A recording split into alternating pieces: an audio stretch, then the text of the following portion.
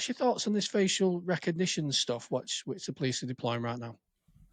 Again, controversial, isn't it? Hmm. But how different is it to, for example, are you aware of the Super Recognisers program? Is that where it's a person? Yeah, yeah. So people with these abilities that can literally view thousands of images of suspects deployed on the streets, and looking, they're Right. looking for these people that are wanted or whatever.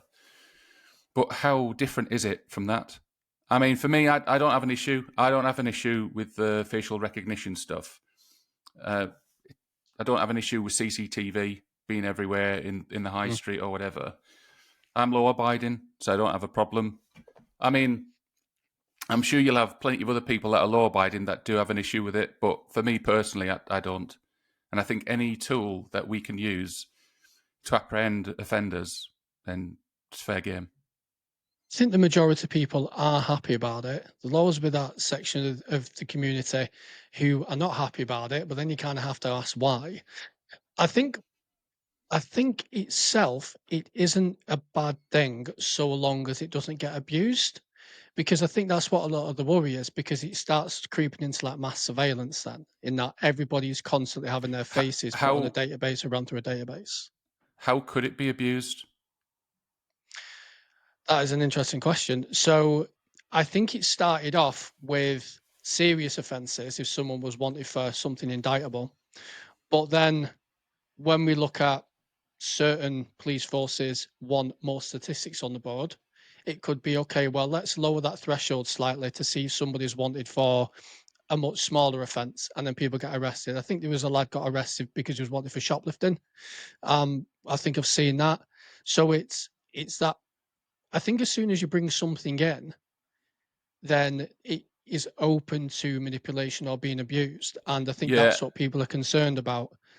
Now, when it comes, I mean, I put this on a chat what I meant, and Bobby said that as a result of facial recognition, he managed to catch a bloke who was in his 70s who groomed a family, and he was walking the 6 year old, and oh, I remember seeing that. Remember yeah, seeing and that. he was a sex offender. So that absolutely brilliant, great, well done.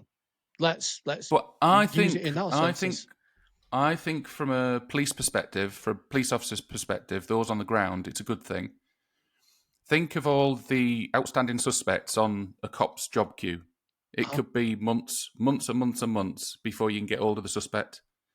And before you know it, you've got 10, 15, 20 crimes to investigate. At least with facial recognition, if we're apprehending, even if it's low level criminals early on, then that's another job gone off the queue of a cop, and then they can focus on the next one. Very true.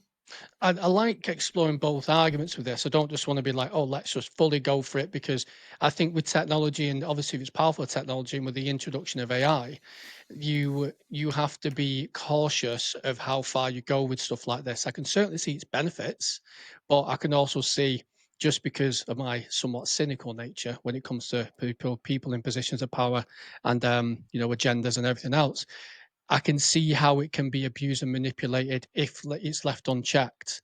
So it's an interesting debate, I think, when it comes to this, and I think that's why it is controversial, because on the face of it, it is a good thing. Like you said, it helps bring people to justice. People who are evading capture are being locked up. Preemptive people, I suppose you can say, this person who's going to the Notting Hill Carnival, he's wanted for rioting. He's likely going to potentially cause more issues there. So then it's that preemptive arrest. I'd love to know the full extent of what it's used for. Yeah. We know it's used already for wanted suspects, but what else is it being used for? Is it Do being you used for think? anything else? Well, that's it, and I think that's the concern. Is like at the minute it's this. Could this then encroach into something later on? What's your thoughts on using it as justification to stop search somebody? So, for example, if you have a guy walking down, or a lady, we have to be fair. If you have a person walking down the street and you know that they have a lot of intel for carrying weapons on them, and you know they're in that public space, do you think that's then justification to go, well, that person's clearly them, we know it's them, to then go and stop search them? Is intel alone enough to stop and search somebody? So I guess it depends on the intel, really. Like I've Yeah. stopped search people because I know that they're a prolific drug user, or I know that they're a drug dealer, or they have weapons on them. Like they've got markers coming out their ears, and they've got intel dripping off them for this. Yeah, I think nowadays cops have got to justify a lot more. I mean, you look at some of the high-profile cases with stop and search, for example. I do think cops need more than intel to stop search somebody. Again, it comes down to. I think a lot of it will come down to data. If they're using facial recognition technology as part of their intel gathering, and it's reducing crime, and we're getting people off the streets that shouldn't be on the streets in the first place, then again, I'm open to it. But again, I can see where you're coming from.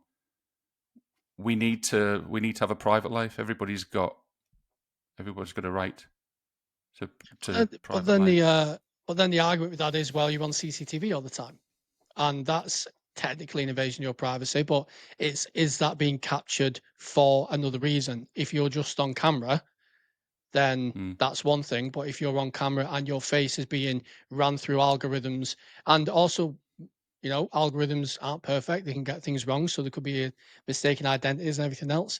But I think with the big people, like I said, that prolific sex offender, your people that are wanted for serious offences, chances are it's not just one photo you've got of them. They've probably been through the system a few times. So it's more likely to capture them. So like I said, the more um for the more serious crimes and the more serious people who you want to get hold of, like your organized criminals and stuff like that, I think it's a great tool because in a crowd, you can pick that person out of a crowd and you can preemptively um, intercept. What we should do, we should submit a freedom of information request and ask all the forces what they're using it for, what exactly they're using it for. That'll be interesting. Don't be giving Mm. me more work to do, Paul.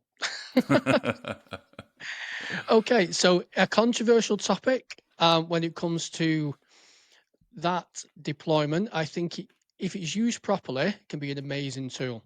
Really can be.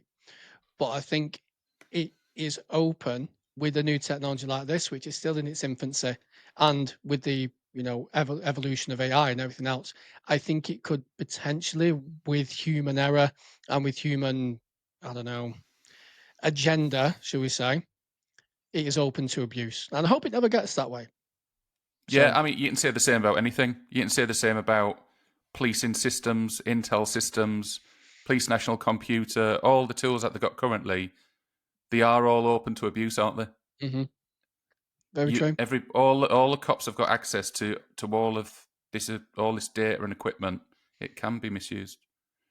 very true. But do the pros outweigh the cons? Well, I think it's one of them. We'll just have to wait and see. And I hope that it doesn't get to the point where people do start abusing it. I hope it's used for the right reasons. But I don't know. Maybe I'm just a bit more skeptical and cynical these days. I am in my 30s after all. I've lived a bit. So,